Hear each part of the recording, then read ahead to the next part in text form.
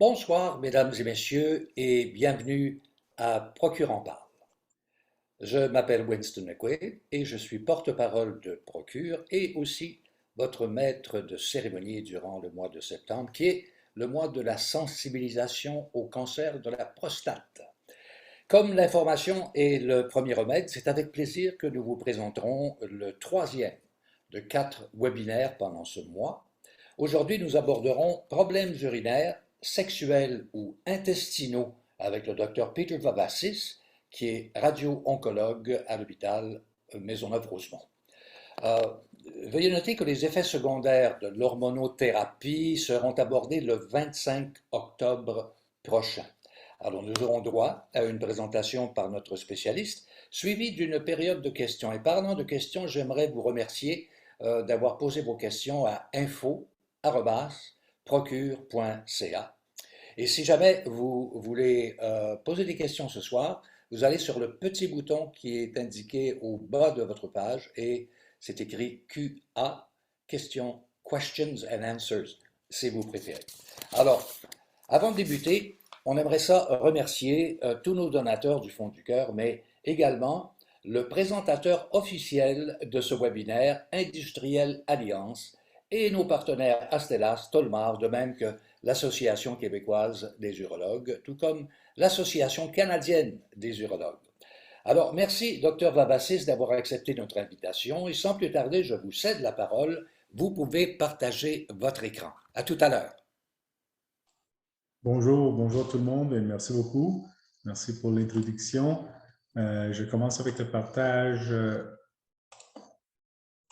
Ça devrait être à l'écran à l'instant. Donc, notre présentation ce soir sera de regarder vraiment les effets secondaires des différentes modalités qu'on peut offrir aux patients atteints de cancer de la prostate. Et c'est intéressant parce qu'on va commencer quand même avec un rappel. Comment choisir le traitement? Sauf que on pourrait regarder ça autant de ce que le traitement nous offre que de ce que le traitement nous coûte. Et dans ce cas, de comparer les différentes modalités de cet aperçu-là, qui est un peu différent de simplement dire quelles sont les meilleures chances de guérison. Par la suite, tout traitement a effet secondaire, mais tout effet secondaire a un traitement lui-même. Donc, on va aborder un peu les différentes options de ce côté-là. Et par la suite, on aura une période de questions où on va reviser des choses que les gens trouvent un peu plus peut-être personnelles ou pertinentes pour eux. Et souvent, ce qu'une personne trouve intéressant, mais les autres aussi, même s'ils n'osent pas le dire. Et il y a un petit rappel, c'est sûr que l'hormonothérapie intéresse les gens beaucoup aussi dans ce contexte. Ça sera abordé dans un prochain webinaire. Donc, premier rappel, comment choisir un traitement? Donc ça, on regarde plus d'un point de vue de le traitement lui-même et qu'est-ce qu'il nous offre comme possibilité. Ce qui est important de comprendre, c'est qu'il n'y a pas une recette. Il n'y a pas une façon de choisir qui va s'appliquer à tout le monde. Ça serait plus facile, ça serait plus agréable, mais malheureusement, ça n'existe pas. Donc, un ensemble d'éléments vont contribuer à la décision finale. L'âge du patient, les comorbidités, l'état de santé général, combien d'années sont estimés de rester pour la personne dans une espérance de vie normale. Le cancer lui-même, et là on ne parle pas simplement du cancer de la prostate, mais les différents stades de cancer de la prostate. Les valeurs, c'est-à-dire ce que la personne souhaite et priorise dans la vie, et les différentes fonctions, les fonctions érectiles ou les fonctions urinaires, c'est-à-dire la base avec laquelle on construit va déterminer un peu les effets secondaires par la suite.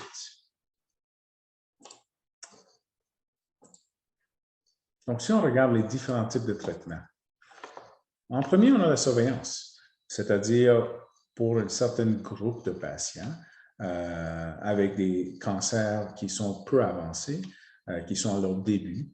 Une des possibilités, c'est simplement de procéder à une période d'observation où on s'assure que la maladie demeure tranquille.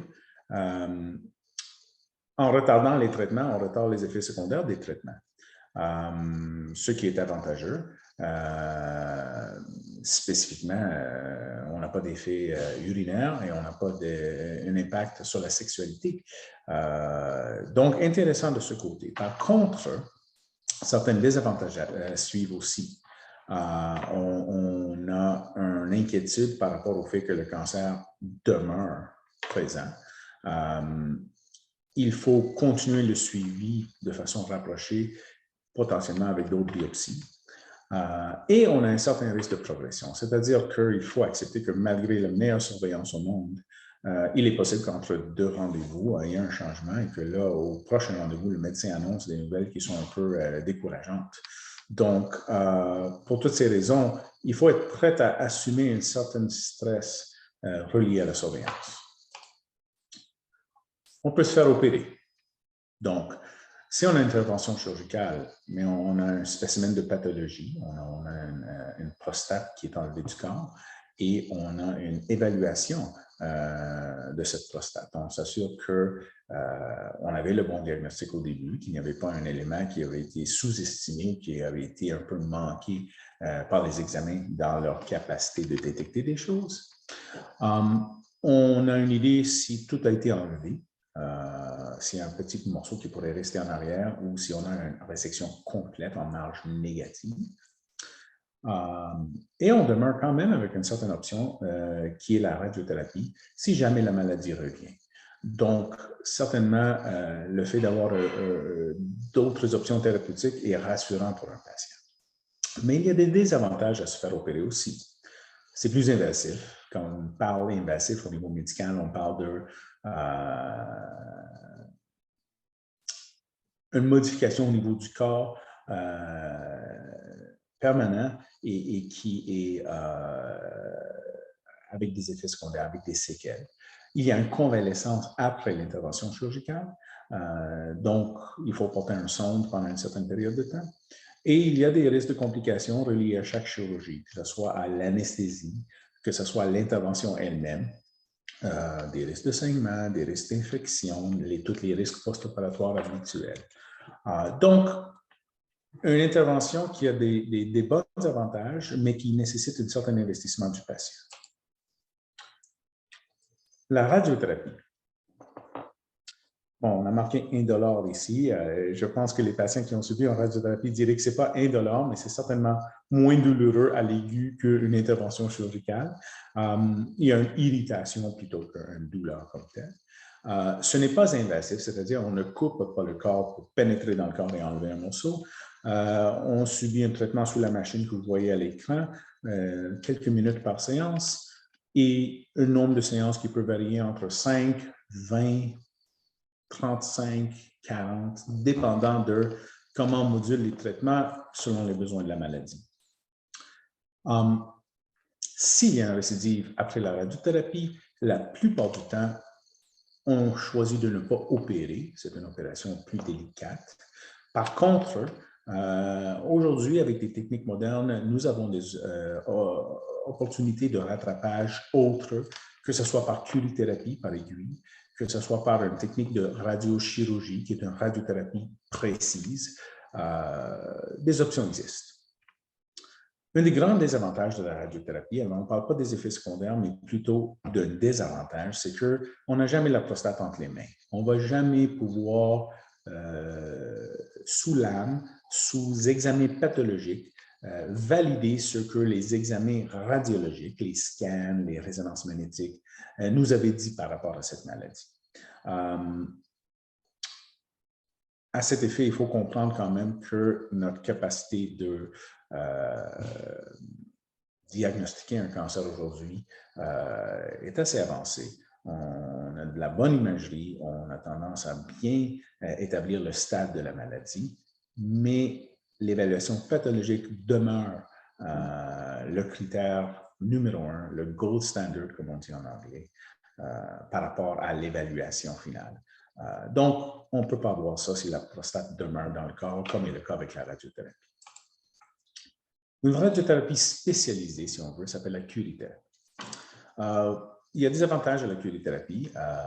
C'est des aiguilles qui sont introduits au niveau du corps, au niveau de la prostate spécifiquement, et soit ensuite des grains radioactifs sont largués dans la prostate, ou nous avons une introduction de produits radioactifs à travers ces aiguilles qui est ensuite retirée tout de suite.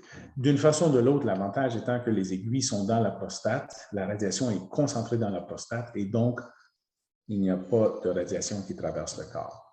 Il n'y a pas de dommages aux organes autour. Donc, moins de dommages au niveau des tissus.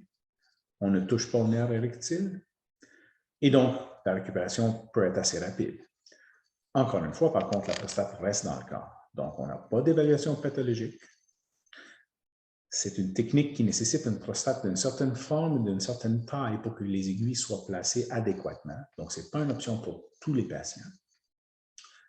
Il y a possibilité de procéder à un rattrapage. Par contre, ce rattrapage, s'il y a un récidive, et sous investigation, la dose de curithérapie étant assez élevée, je dirais que ce n'est pas standard comme approche. Donc, comme on voit, chaque modalité actuellement présente des avantages et des désavantages. Et là, on n'a pas parlé encore des effets secondaires comme tels. Si on regarde la chirurgie, une des questions qu'on entend souvent, c'est quelle est la meilleure technique? Et si on regarde vraiment, il n'y en a pas une meilleure technique qu'une autre. La première question toujours est quelle est l'expérience du chirurgien? Et un chirurgien confortable avec cette technique, avec une bonne expérience, avec bon nombre de patients, d'habitude présente une habilité assez élevée. Et donc, toute technique est rendue relativement équivalente en termes des taux de succès, en termes des effets secondaires ultimes. La fonction érectile ou l'incontinence vont être semblables dans tous les cas. C'est sûr que la laparoscopie ou l'approche par robot a une moins grande coupure, si on veut, une moins grande cicatrice. Donc, séjour hospitalier réduit, on saigne moins. Mais par contre, ultimement, ce que le patient veut, c'est-à-dire le résultat, est relativement semblable. Ici, nous avons des belles photos. Je ne suis pas chirurgien, tout comme Winston, donc on peut les apprécier. On peut voir qu'on enlève la prostate et on referme par la suite. Mais bon, ici, ce qui est intéressant peut-être à voir, c'est que c'est clairement pas le chirurgien qui est en train d'opérer avec ses doigts. Donc, on nous montre quelque chose qui est un peu plus dans une technique plus avancée de type robotique et laparoscopique. Quand on regarde de façon globale, et là, encore une fois, je stresse le mot global parce qu'on essaie de réduire tous les patients à un chiffre, ce qui est impossible. De façon globale, on a à peu près la moitié des patients qui vont se retrouver avec une certaine type de dysfonction érectile. Ça prend 1 an à 2 ans pour récupérer de la chirurgie. On va se retrouver à un certain fonctionnement qui pourrait ou ne pas être à 100% de ce qu'on présentait avant la chirurgie. Et après ça, il va y avoir à peu près la moitié des patients qui rapportent ce qu'on est une dysfonction, que ce ne soit pas idéal comme retour à la normale. Il faut comprendre que dysfonction érectile ne représente pas perte de libido et d'orgasme. C'est l'érection qui est touchée ici seulement. Par contre, il faut aussi comprendre que sans prostate, il n'y aura pas d'éjaculation. Sans éjaculation, il n'y aura pas de fertilité. Et là, les gens vont poser la question, qu'est-ce que je dois faire pour être dans le 50% qui récupère? Et en grande partie, la fonction de base préopératoire va déterminer la capacité de récupérer. Il y a aussi l'âge du patient qui est important. C'est sûr que la technique chirurgicale, la préservation des nerfs, va jouer un rôle. Et lié à ceci est l'étendue du cancer, parce que plus le cancer est étendu et sort de la prostate et va dans la région des nerfs, plus toute résection va couper dans cette région-là et augmente le risque de les endommager. En termes des urines, ça prend quelques mois pour se replacer, mais la majorité vont récupérer leur continence en grande partie. Il peut rester des fuites résiduelles, surtout à l'effort, qui veut dire quand la personne force, qu'il tousse, qu'il saute, qu'il est en train de pelleter de la neige. C'est très rare que quelqu'un doit porter des culottes, une protection en permanence parce qu'il est totalement incontinent, mais ça peut arriver aussi avec les années. Et pour donner un chiffre, encore une fois, et je mets le bémol que ça, c'est des chiffres très, très, très généraux qui s'appliquent sur une grande population, mais chaque personne a leur propre expérience. 10% de patients vont rester avec une incontinence 1 an après leur chirurgie. Encore une fois, et c'est la même histoire que nous avons racontée pour la dysfonction érectile, l'âge du patient et la façon dont la fonction urinaire se présentait avant la chirurgie, l'incontinence préopératoire, va déterminer la capacité de récupération. Aussi, plus le cancer est étendu, plus qu'on était obligé de couper, plus de chances qu'on a que par la suite, il y a une certaine incontinence qui existe. Sténose du col de la vessie, à peu près 5% des patients vont présenter une cicatrisation là où la vessie allait vers la prostate. Ce qui, c'est sûr, va limiter le flot urinaire et causer des effets secondaires, des difficultés d'uriner, de la rétention, tout ce qui suit. Et vu que le problème est mécanique, la solution aussi est mécanique, c'est une dilatation. Chaque fois qu'on manipule une zone qui est cicatrisée, on risque d'avoir une nouvelle cicatrice causée par cette manipulation, et donc, il y a comme un cycle qui se remet. Donc, le sténose de col de vessie a tendance à revenir. Parlons de radiothérapie. Donc, pendant qu'on reçoit nos traitements de radiothérapie, on ressent une certaine fatigue. Ce n'est pas suffisant pour empêcher le fonctionnement. Les gens sont capables de faire tout ce qu'ils veulent, c'est-à-dire aller magasiner, se rendre tout seul au traitement et retourner en voiture, etc. Mais il va avoir un certain niveau de fatigue plus que la normale. Il va avoir une irritation au niveau urinaire, une irritation au niveau rectal, c'est-à-dire la prostate se trouve dans le milieu. D'un côté, la vessie se trouve et de l'autre côté, le rectum se situe. Et la radiation qui traverse ces deux zones-là et surtout qui se concentre sur la prostate avec une certaine marge va causer une irritation de la région qu'elle traite. Donc, une petite bordure au niveau de la vessie, une petite bordure au niveau de du rectum. Quand on est irrité, c'est une irritation. On urine plus souvent, on va à la selle plus souvent. On peut voir du sang dans les deux cas. On peut avoir un certain niveau d'urgence des deux côtés, des organes qui essaient de se vider parce qu'ils sont irrités. Normalement, encore une fois, c'est des choses qui sont gérables avec des médicaments. En termes de curithérapie, vu qu'on a des aiguilles qui sont mises dans la prostate, on cause une certaine édème, une enflure de la prostate. Cette enflure-là, c'est sûr, va avoir un impact. La prostate enflée empêche l'urine de passer à travers facilement. Donc, les gens vont avoir de la douleur. Ils peuvent porter une sonde pendant quelques jours. Ils peuvent avoir une rétention, l'urine qui s'accumule et après ça, des périodes d'incontinence. Mais normalement, ça, c'est des genres de choses qui vont s'améliorer au fur et à mesure que l'enflure de la prostate diminue après la période traumatique des aiguilles.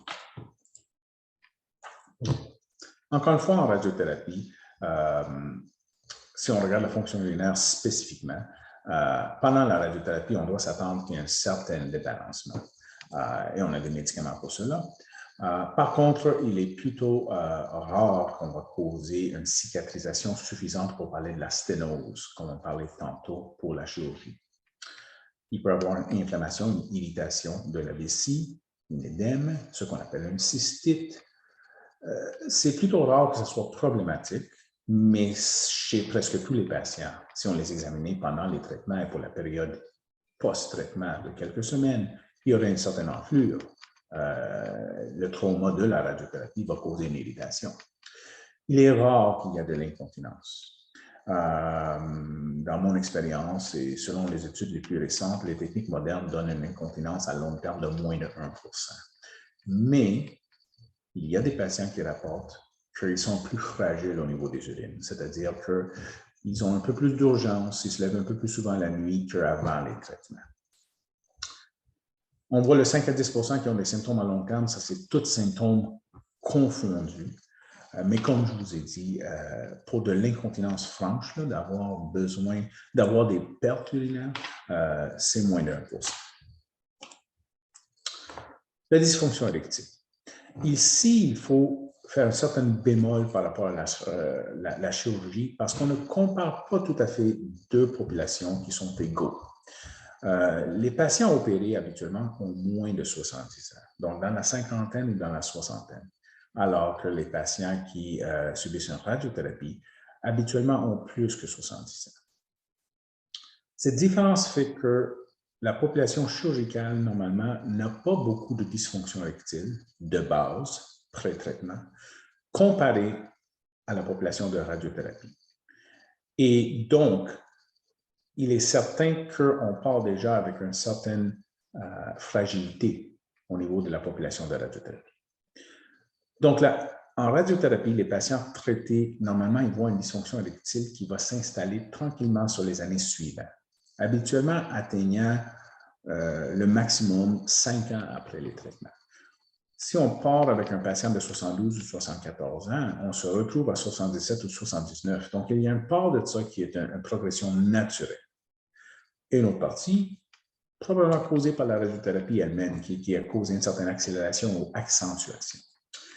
À 5 ans, donc 5 ans après les traitements, on commence à retrouver à peu près les mêmes taux que la chirurgie, quoique la chirurgie tourne autour du 50% et la radiothérapie plutôt autour du 40%.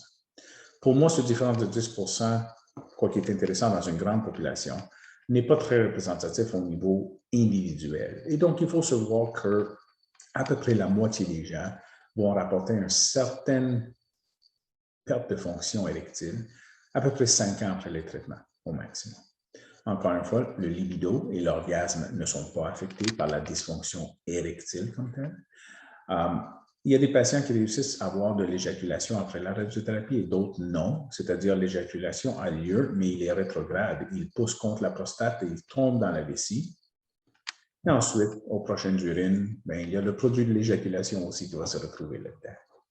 Bien sûr, éjaculation perturbée va s'associer à une perte de fertilité. Comme j'ai dit, la plupart de mes patients ont plus que 70 ans et ce n'est pas un de leurs soucis. Au niveau gastro-intestinal, c'est certain qu'on touche au rectum, des fois aux intestins un petit peu, mais surtout au niveau du rectum, et donc on va perturber un peu la fonction digestive. Donc ça veut dire qu'il peut y avoir du ténisme, un mot qui est plutôt médical, mais qui veut dire que des fois, le rectum va forcer dans le vide, contre rien, sans qu'il y ait de présence de sel. Donc, une sensation de vouloir se vider, mais que lorsqu'on se présente à la salle de bain pour faire un effort, il n'y a rien qui sort. Déplaisant certain, mais pas dangereux. L'inflammation du rectum demeure plutôt rare, c'est-à-dire encore dans la période aiguë des traitements. Si on évaluait le rectum par colonoscopie, on verrait une certaine enflure. Ça va sans dire, on a de la radiation qui passe par là. Mais par contre, que ce soit une inflammation qui est franchement clinique et qui va rester constant post-traitement, ça, c'est plutôt rare. On peut se retrouver avec des saignements. Il y a des patients qui vont noter des saignements pendant les traitements, vers la fin des traitements surtout, dans les semaines qui suivent, et on les rassure à ce moment-là. Et ensuite, dans les mois ou les années subséquentes, surtout lors de périodes de constipation, chez une population quand même plus âgée, on va voir un petit saignement qui va l'accompagner. Habituellement, j'évalue ces patients pour voir la pertinence d'aller un peu plus loin dans l'évaluation colonoscopie, etc. Mais pour la plupart, c'est quelque chose qui rentre dans l'ordre assez facilement. La grande majorité des patients, comme vous voyez, un 10% ou 5% qui ont des symptômes, la grande majorité, le 90 à 95% des patients, va se retrouver récupérés après les traitements.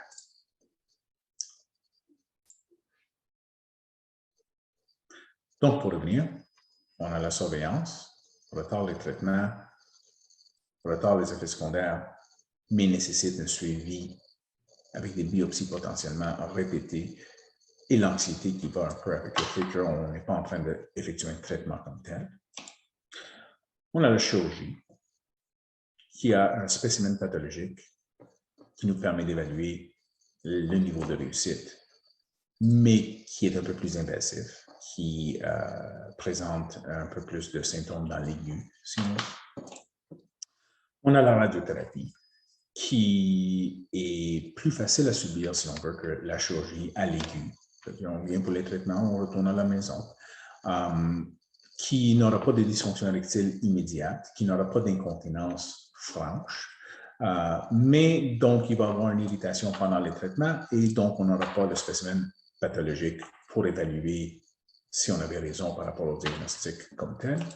Et on a la curithérapie, qui est un type de radiothérapie un peu plus chirurgicale, si on veut, avec l'installation des aiguilles, donc moins de dommages au tissu environnant, la vessie et le rectum, mais par contre, un peu plus sélectif au niveau des patients. Ce n'est pas tous les patients qui peuvent choisir cette option. Parlons maintenant de gestion. Et surtout, commençons avec la dysfonction érectile et comment on peut gérer ça. C'est quoi les options? Donc, advenant qu'on a une dysfonction érectile, bon, il y a les médicaments qu'on connaît bien, le Viagra ou le Cialis, Levitra aussi. On a Muse, qui est un genre de suppositoire qu'on met dans l'urètre, qui va causer une stimulation érectile. On a des injections intracaverneuses, donc des aiguilles, des petites aiguilles, je tiens à le dire, qui sont utilisées pour se donner, c'est le patient qui le fait lui-même, une injection d'un côté ou de l'autre côté du pénis, qui va ensuite stimuler une érection. On a les pompes à vide, qui sont une stimulation mécanique où une pompe est utilisée pour gonfler le pénis, pour attirer le sang dans le pénis et le gonfler pour une érection temporaire. Et si tout ça ne marche pas, il y a toujours l'option d'installer une prothèse. Donc, un appareillage qui est mis dans le corps qui permet d'avoir une érection. Il y a des patients qui vont me dire que c'est une fausse érection parce que c'est l'appareil et non la personne qui a l'érection. Mais les besoins de l'érection sont satisfaits, c'est-à-dire avec ça, le patient est capable d'aller plus loin dans une relation. Ce qu'il faut souligner, c'est que toutes ces modalités-là ne sont pas un remplacement à l'effort du patient lui-même. C'est-à-dire que ça prend quand même de la stimulation pour avoir une relation épanouie, une relation qui va être satisfaisante. Il faut de la résilience, c'est-à-dire il faut essayer, il faut réessayer, il faut essayer différentes choses dans différentes conditions. Et je dirais, le prochain point en bas, communication avec votre partenaire, va un peu aussi avec l'état psychologique. C'est sûr que quand on est anxieux, on fait des essais et des réessais qui ne marchent pas, ça ne va pas aider la dysfonction érectile. Donc, la communication avec votre partenaire et la résilience mentale de dire on va aller là où on peut aller sont essentiels pour approcher ce problème avec un espoir de succès. Après la chirurgie, il y a la rééducation pénienne. Donc, la rééducation pénienne, dans sa globalité, est un ensemble d'interventions. Ce n'est pas simplement de donner une pilule, avoir une érection et pouvoir procéder en relation, mais plutôt de trouver des stratégies autant psychologiques, contrôle d'anxiété, de se mettre dans la bonne position au bon moment, que d'ajouter des médicaments de support, Viagra, Cialis, etc., et d'ajouter des injections ou un pompe selon le besoin et de trouver la combinaison qui marche le mieux pour chaque patient.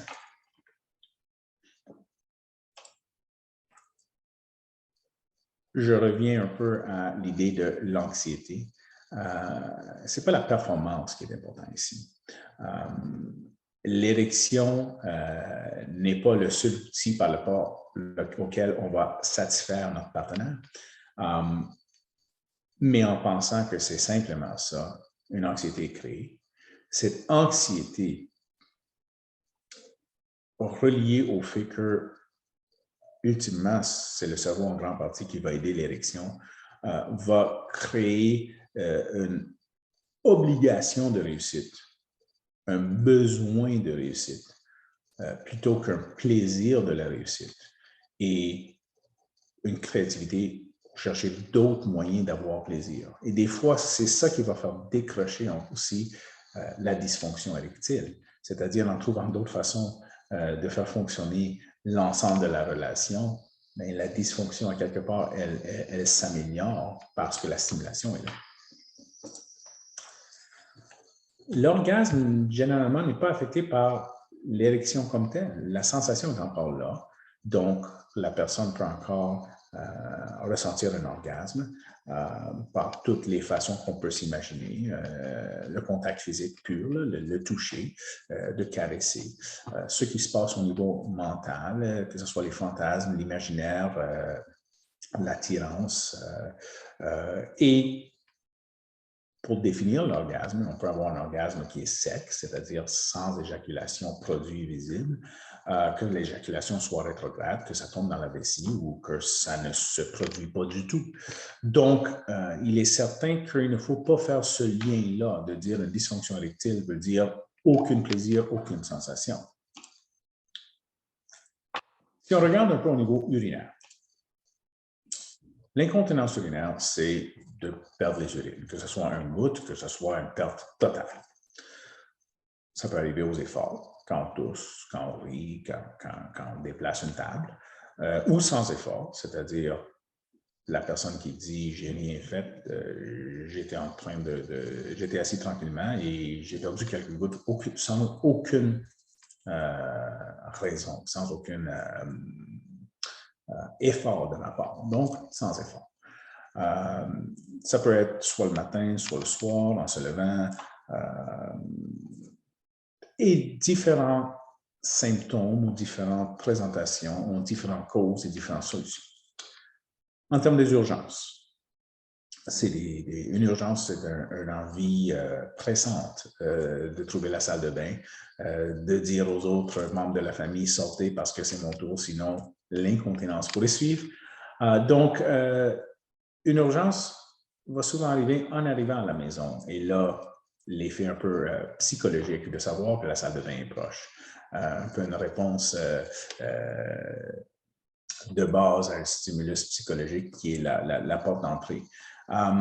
Les urgences, malheureusement, peuvent être soudaines des fois. Donc, le patient qui, en catastrophe, réalise « j'ai besoin d'aller uriner » et qui n'a pas le temps de se rendre. Et parfois, les urgences sont fausses, c'est-à-dire le patient qui se présente à la salle de bain convaincu qu'il a besoin d'uriner et que finalement, il n'y a absolument rien qui se produit une fois l'effort est fait. Et finalement, on a dans les troubles urinaires la difficulté à uriner, c'est-à-dire ça peut être soit de la douleur quand on urine, ça peut être que le jet n'est pas à un flot acceptable, ça dégoutte au lieu de couler.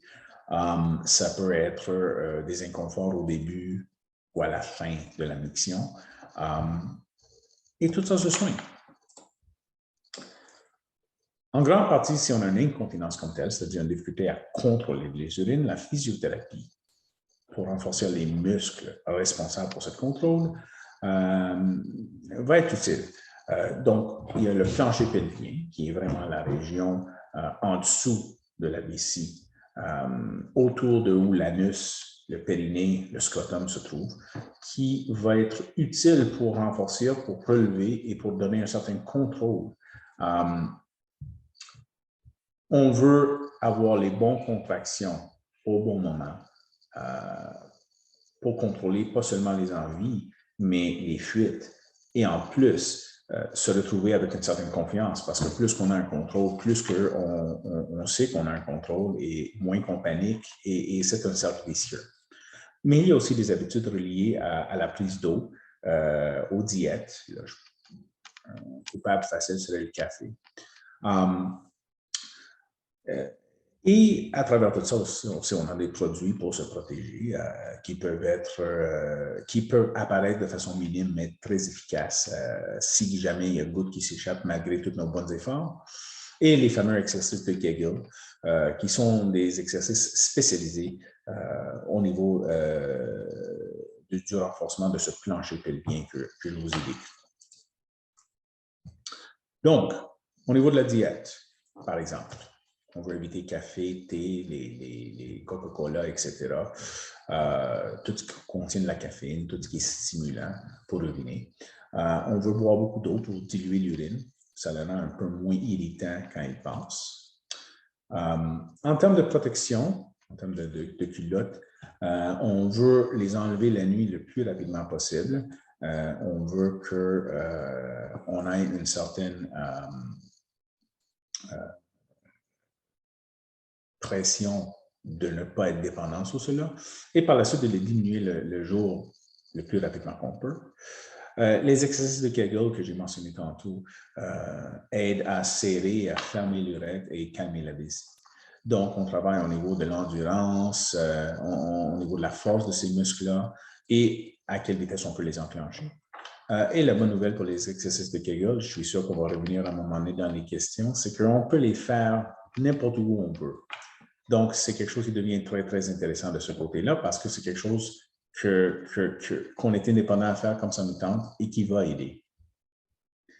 Si jamais l'incontinence urinaire demeure réfractaire à toutes ces interventions, on peut se faire opérer. Il y a des interventions chirurgicales qui peuvent aider aussi. Au niveau intestinal, on parle surtout d'effets secondaires de radiothérapie, changement au niveau de la constance des selles, le type de selle qu'on va avoir, associé des fois à des urgences pour aller à la selle, des selles qui peuvent s'échapper, de la douleur ou même un peu de sang relié au passage. Encore une fois, ce qui arrive avec nos patients, c'est qu'on leur demande d'ajuster leur diète. Il y a une rééducation intestinale qui peut se faire autant qu'on fait au niveau urinaire. On a des médicaments, que ce soit des suppositoires, des crèmes, pour calmer les spasmes ou les douleurs au niveau du rectum. Si jamais il y a des saignements qui persistent, il y a des traitements au laser pour cautériser, pour brûler la région qui saigne et la sceller. Et il y a aussi des interventions chirurgicales si les problèmes sont assez graves, ce qui heureusement est très rare. Donc, ce qu'on va retenir de notre discussion. Premièrement, on peut éviter les effets secondaires en ne pas traitant la personne tout de suite, en faisant une surveillance. Pas de traitement, pas d'effets secondaires liés au traitement. Le cancer qui est détecté plus tôt et traité plus facilement, et le cancer qui est traité plus facilement, probablement, ce traitement va occasionner moins d'effets secondaires, d'où l'intérêt d'intervenir rapidement quand on a un cancer de la prostate.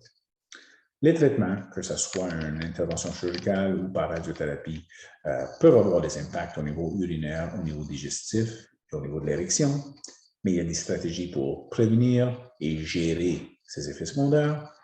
Et si les effets secondaires sont présents, bien, il y a des traitements efficaces pour ça aussi. Le médecin n'a pas un pilule magique qui guérit tout. Donc, surtout avec les effets secondaires qu'on a décrits aujourd'hui, l'investissement du patient dans la récupération est un grand déterminant du succès du traitement. Et voilà, je crois qu'on va aller au période des questions. Donc, je vais arrêter le partage d'écran. Et on retrouve Winston qui remercie de façon... mais vraiment, vous avez donné, Peter, des pistes, vous avez donné des exemples, vous avez proposé des solutions qui sans doute vont faire très plaisir aux gens qui nous écoutent en ce moment. Donc, merci beaucoup. Et on va passer à la période de questions immédiatement, comme vous l'avez suggéré, concernant d'abord les troubles érectiles. Alors, qu'en est-il de la rééducation pénienne? Si oui, quels sont les dosages et la fréquence?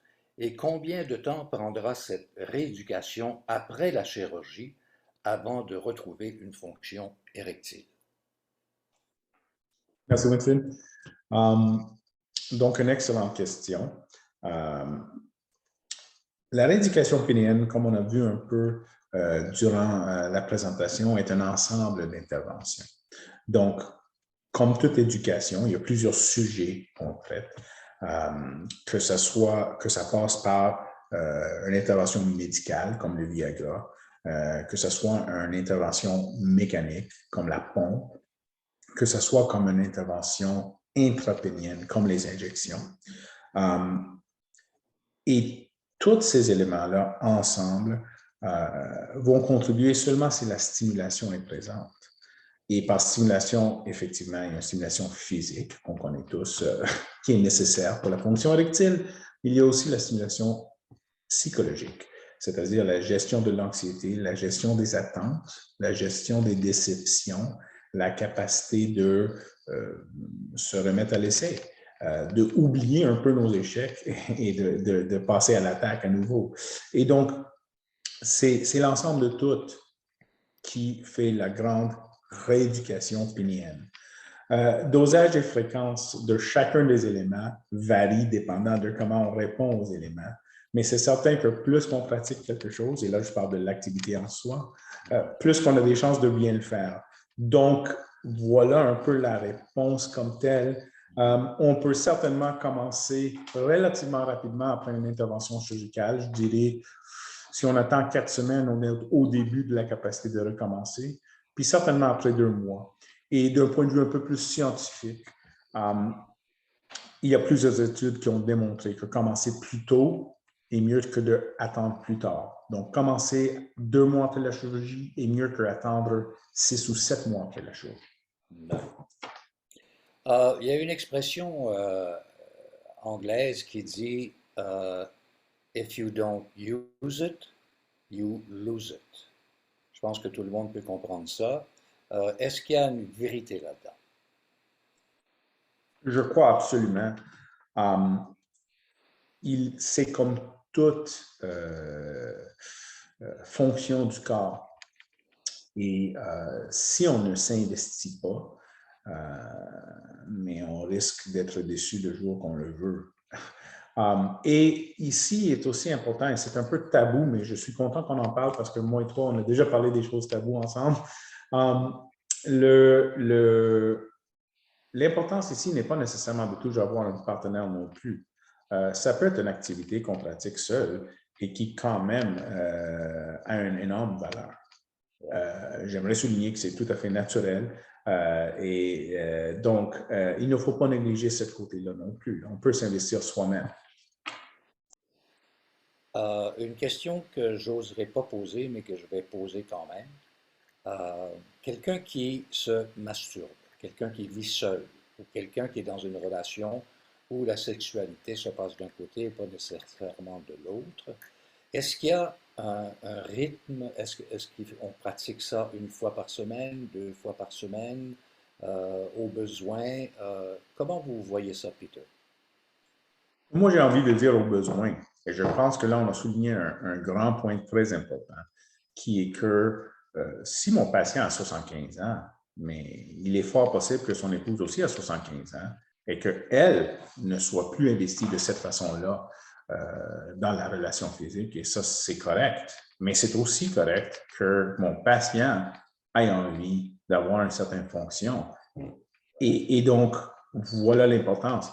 Je dirais que c'est certainement selon le besoin, sans négliger le fait que si on décide que le besoin, c'est aux 6 mois, il se peut qu'on soit déçu 6 mois plus tard. Donc, il y a un équilibre là-dedans quand même. Absolument. Alors, une autre question. Est-ce que je peux utiliser une pompe pénienne en même temps qu'une injection? Et est-ce que l'injection fonctionne quand on est sous hormonothérapie? Des excellentes questions.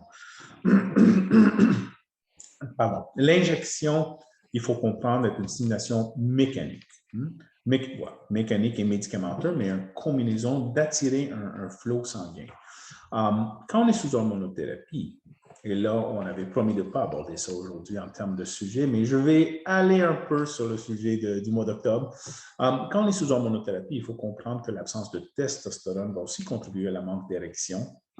Et là, on n'a pas un problème mécanique, on a un problème hormonal, c'est-à-dire le pénis fonctionne bien, mais la stimulation chimique ne se fait pas. Donc, là, on est dans une autre catégorie de discussion. Il est important de retenir que la pompe est moins chère. Elle est moins invasive. Elle ne nécessite pas d'enseignement particulier. C'est assez simple à utiliser comme outil. Et donc, je le privilégie toujours pour les patients en leur disant, essayez ça en premier. Et si ça ne marche pas, on essaiera les injections. Souvent, les injections, lorsque bien administrées, sont relativement indolores et efficaces. Il y a un sous-groupe de patients qui ont envie d'essayer les deux. Il n'y a pas de franc danger d'essayer les deux. Mais je dirais toujours sous supervision médicale, ce qui veut dire qu'il faut en parler avec son médecin. Il faut discuter de la progression et le succès de chaque intervention qu'on fait. Et après ça, bâtir une stratégie ensemble, plutôt qu'aller chez nous, être déçu, pas le dire, et ensuite tout garocher un peu à gauche et à droite. De là l'importance de la communication dans un couple. Si l'un ou l'autre, il faut en parler. Et il y en a qui sont timides d'en parler. C'est comme malheureusement encore tabou dans les conversations entre couples qui malheureusement ont aussi beaucoup d'informations à leur disposition. Euh, c'est pas toujours évident. Donc je suis tout à fait d'accord avec vous pour stimuler le côté relationnel et établir une bonne communication. Quel est le temps de récupération de la testostérone, une autre question, après une hormonothérapie? Donc, encore une fois, on triche un peu, on aborde l'hormonothérapie, mais avec plaisir, j'en donne souvent pour mes patients. C'est utilisé souvent en relation avec la radiothérapie. Souvent, le facteur le plus important de récupération pour la testostérone, c'est la durée de l'hormonothérapie. On récupère plus facilement d'une courte hormonothérapie, mettons 6 mois d'hormonothérapie, que d'une longue hormonothérapie qui est de 2 ans. Le niveau de testostérone pré-hormonothérapie, c'est-à-dire où est-ce qu'on était rendu dans notre production naturelle, dans notre cycle de vie, va aussi influer à si on est capable de récupérer par la suite de cette fermeture de la production. En général, les patients peuvent récupérer minimalement 3 mois après leur injection, lorsque l'effet s'en va de leur corps, mais ça, c'est très rapide. Quelques mois après la fin des traitements d'hormonothérapie, ça, c'est plus dans le raisonnable, mais j'ai vu des patients que ça leur prend jusqu'à 2 ans pour récupérer complètement d'une hormonothérapie. Donc, je vous dirais, si on peut résumer un peu généralement, plus longue l'hormonothérapie, plus longue la récupération. Et souvent, la récupération va ressembler au nombre de mois qu'on a reçu l'hormonothérapie aussi. Donc, c'est un parenthèse, une barème assez facile à suivre. Il y a aussi les ajouts de testostérone. On peut, avec le pharmacien ou avec l'aide de son médecin, prescrire de la testostérone comme telle. Qu'est-ce que vous en pensez, Peter? Non. Pas dans un contexte de cancer de la prostate, non. Pour quelle raison exactement? On ne veut pas stimuler la prostate. C'est contre-intuitif à ce qu'on a essayé de faire. Donc, on a essayé d'arrêter la production de testostérone pour empêcher la stimulation de la prostate. C'est un non-sens de passer et donner du testostérone par une autre voie. Si on était pour faire ça, on pourrait simplement ne pas faire de l'hormonothérapie si on ne voulait pas avoir l'impact au niveau du testostérone. Voilà. Voici un homme traité pour le cancer de la prostate il y a 3 ans, radiothérapie et urothérapie. Ma sexualité nulle, presque, libido faible, érection inadéquate, éjaculation nulle ou presque nulle. Je croyais que c'était moins pire avec la radio versus la chirurgie. Est-ce qu'on peut améliorer cette situation? C'est clair? Donc, oui, Ouais. c'est clair pour moi, sauf que j'ai beaucoup de questions. Donc, il y a 3 ans déjà, donc 3 ans sont passés, il avait quel âge qu'on a traité par radiothérapie et curithérapie? Donc, commençons avec un estimé. Il avait 72 ans. Donc là, il en a 75. Deuxième question. Sa sexualité avant était comment? Si déjà il commençait avec une sexualité diminuée, c'est certain qu'on n'a rien fait pour aider la situation. Troisièmement, on a parlé que est-ce qu'on peut l'améliorer cette situation? Oui, je n'ai pas de notion de qu'est-ce que ce monsieur a fait à date. Est-ce qu'il a essayé une rééducation? Est-ce qu'il a participé à une stimulation régulière? Est-ce qu'il y a eu des médicaments qui ont été offerts? Donc, il y a certainement beaucoup de solutions, mais la première analyse n'est pas nécessairement juste de se lancer dans des solutions, c'est de regarder qu'est-ce qui est réaliste. Si j'efface maintenant un homme de 86 ans qui, il y a 3 ans, avait déjà pas un bon fonction, toute la bonne volonté au monde peut-être n'aura pas le résultat qu'il souhaite. Un bon résultat pareil, mais pas celui qu'il souhaite. Et ça, il faut le nuancer. Être réaliste par rapport à sa condition.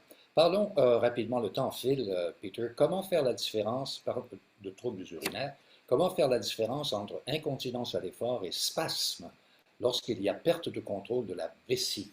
Une vessie qui se vide au complet, genre. Donc, la première question ici est, en effet, la première réponse est de bien répondre à la question. Il faut le faire avec son médecin. Le patient à la maison n'est pas tenu, et je le dis à mes patients tout le temps, n'est pas tenu à poser le diagnostic. Il est tenu à décrire la situation. C'est mon travail après ça de poser un diagnostic et de trouver des solutions. Ayant dit ça de façon générale, une incontinence d'effort est qu'on a posé un effort comme tel, on a toussé, on a essayé de se lever ou on a pelleté de la neige ou déplacé un frigo. Et autour de cet événement, on a senti des gouttes s'échapper. Ça, c'est une incontinence d'effort. D'habitude, ce n'est pas accompagné de douleur comme tel. Un spasme est littéralement ça, comme un crampe musculaire. On ressent la vessie pousser et se vider.